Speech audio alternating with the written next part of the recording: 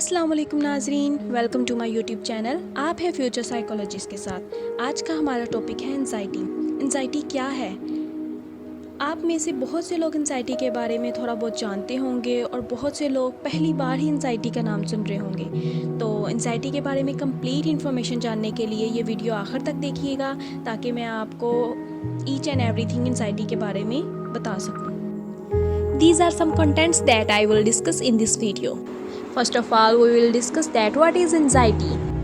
नाजरीन, आमतौर पर एंजाइटी हमारी बॉडी में होने वाला एक नॉर्मल रिएक्शन है जो कि स्ट्रेस की वजह से होता है, और जब तक ये नॉर्मल लेवल तक एंजाइटी रहती है तब तक उसकी लाइफ मेंटेन रहती है और उसकी रूटीन जो है वो डिस्टर्ब नहीं होती। इसके लिए मैं एक स्टूडेंट की एग्जांपल देना चाहूँगी। कोई एक स्टूडेंट जब भी पेपर की प्रिपरेशन करता है, अपने एग्ज़ाम्स की प्रिपरेशन करता है, तो उसे एंजाइटी होती है। वो अपने पेपर को लेकर इतना ज़्यादा सोचता है और इतना ज़्यादा उसकी तरफ ध्यान देता है कि उसे एंजाइटी होने लगती है, बेचैनी होने लगती है। जब तक वो पेपर की तैयारी नहीं करता, उसकी फुल प्रिपरेशन नहीं होती, तो एंजाइटी की सिम्टम्स शो होती रहती है। तो इस वजह से एंजाइटी की वजह से पैदा होने वाला खौफ और बेचैनी उसकी पेपर की तैयारी में मदद करता है। किसी भी इंसान को लाइफ के किसी भी पार्ट में एंजाइटी हो सकती है। फॉर एग्जांपल, कोई भी इंपॉर्टेंट काम या टास्क शुरू करने से पहले हम लोग नर्वस फील करते हैं, बेचैनी होती है, फियर होता है, हमारे दिल में खौफ होता है कि क्या होगा पता नहीं। तो ये सब कुछ एंजाइटी में आ जाता है। इसके अलावा एंजाइटी किसी भी डेंजर सिचुएशन में हमें नोटिस करने में हेल्प करती है, फोकस और अटेंशन गेन करने में हेल्प करती है, जिससे हमारा जो भी काम है उसकी तरफ हम तवज्जो देते हैं और अपना काम अच्छे तरीके से कर लेते हैं। फिर सवाल ये पैदा होता है कि एंजाइटी अगर हमारी लाइफ के लिए इतनी ही बेनिफिशियल है तो वो एक डिज़ीज़ कैसे हो सकती है? मैं आपको पहले भी बता चुकी हूँ, जब तक एंजाइटी नॉर्मल लेवल तक रहती है सिर्फ तब तक हमारे लिए बेनिफिशियल होती है। अगर तो ये नॉर्मल लेवल से बढ़ जाए, इसकी सिम्टम्स सीवियर किस्म की हो जाती हैं और ये हमारे लिए बहुत ज़्यादा डेंजरस हो जाती है, जिसके बाद इसका ट्रीटमेंट करवाना बहुत ज़रूरी होता है। नेक्स्ट आ जाती है डेफिनेशन। ये डेफिनेशन आपके सामने दी हुई है मैंने।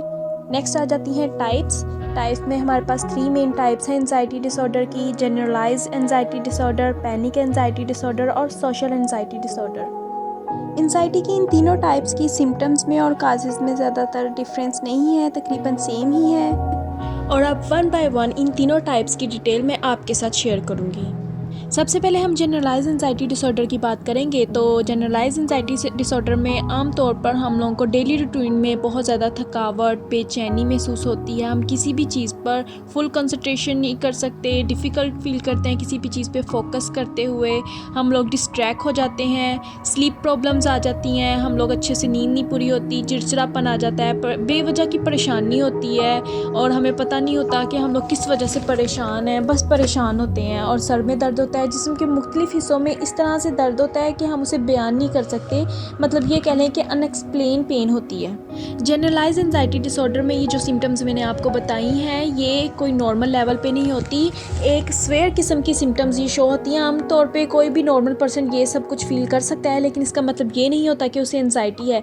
ये सिम्टम्स जो मैंने आपको बताई हैं ये स्वेयर लेवल पे होती हैं, फिर ही हम कह सकते हैं कि उस पर्सन को एंजाइटी है।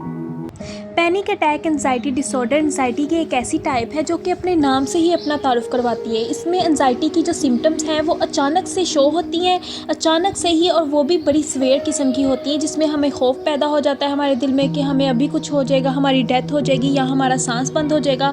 और इसकी सिम्टम्स जो हैं वो सडनली आती है, अचानक से आती है, इसलिए हम इसे पैनिक अटैक डिसऑर्डर बोलते हैं। और हमें कुछ समझ नहीं आता कि इनके पीछे क्या वजह है, और वाकई में जिस्मानी तौर पर हमारे अंदर ये उसकी सिम्टम्स की कोई वजह नहीं होती। इस केस में बहुत से लोग बहुत से फिजिशियंस के पास जाते हैं, पहले अपने बहुत से टेस्ट करवाते हैं, लेकिन जब उन्हें अपना मसला समझ नहीं आता फिर वो लास्ट में साइकोलॉजिस्ट के पास जाते हैं। बहुत से फिजिशियंस ही उन्हें रिकमेंड करते हैं कि वो अच्छे से साइकोलॉजिस्ट के पास जाएं। नाजरीन, आमतौर पर एंजाइटी की इस टाइप में हमारा बिहेवियर ही हमारी डिजीज़ को बढ़ाता है।